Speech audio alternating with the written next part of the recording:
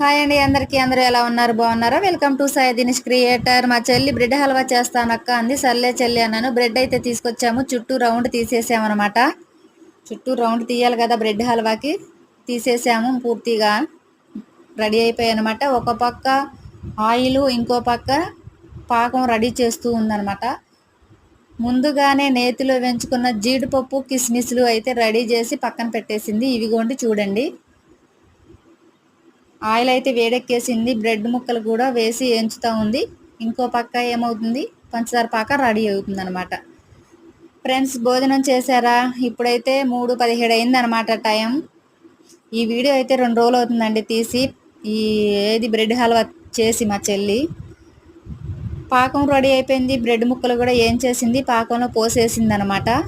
దగ్గరకు వచ్చే వరకు తీసింది. ముందుగానే కాగబెట్టి చల్లార్చిన పాలు ఉంటాయి కదా, అవి బ్రెడ్లో పోసేస్తుంది. బ్రెడ్లో కాదండి, బ్రెడ్ హల్వాలో పోస్తుంది. ముందే కాగబెట్టి చల్లార్చి పక్కన పెట్టుకోవాలన్నమాట పాలు. ఆ పాలు పోసేసి కొంచెం దగ్గరికి వచ్చేలాగా గరిటెతో తిప్పేసింది. బ్రెడ్ హల్వా అయితే చాలా టేస్టీగా రెడీ అయిందండి. జీడిపప్పు, కిస్మిస్లు ముందుగానే వేయించి పెట్టాం కదా, అవి పోసేసింది. బ్రెడ్ హల్వా అయితే మాత్రం చాలా మంచిగా కుదిరిందండి. సరే అండి, ఈరోజు వీడియో అయితే అంతే. Bye friends.